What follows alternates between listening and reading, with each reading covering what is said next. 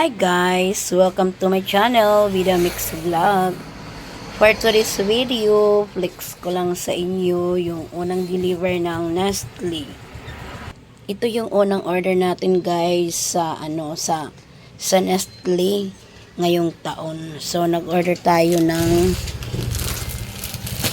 Nescafe Original Twin Pack, 5 Thai.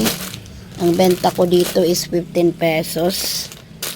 Tapos ito naman Milo, ano to, 4, 5, 6, 12 dozen.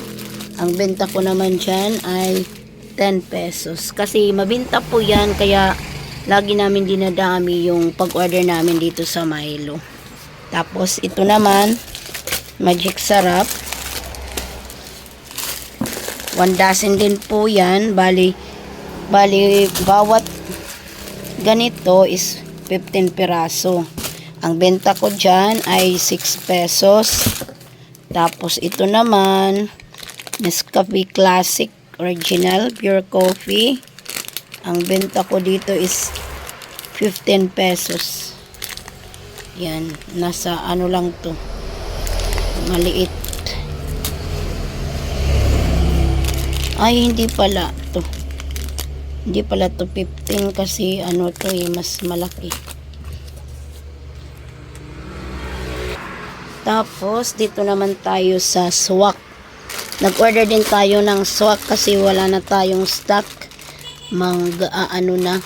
Mag-apat na araw na, kaya dinamihan natin kasi 1 box to. Ang isang box, ang laman ay 24 Thai. Bawat Thai is 8 ang laman ng isang Thai. Ang benta naman namin dito is 13 pesos kasi nagtaas sila ng presyo. Dati ano lang to 11 pesos. Ngayon 13 ang benta namin. Ang nauubos kasi namin dito is sa isang linggo halos maubos yung mga 15 Thai ang nauubos namin. Kasi yan talaga ang mabinta dito sa amin.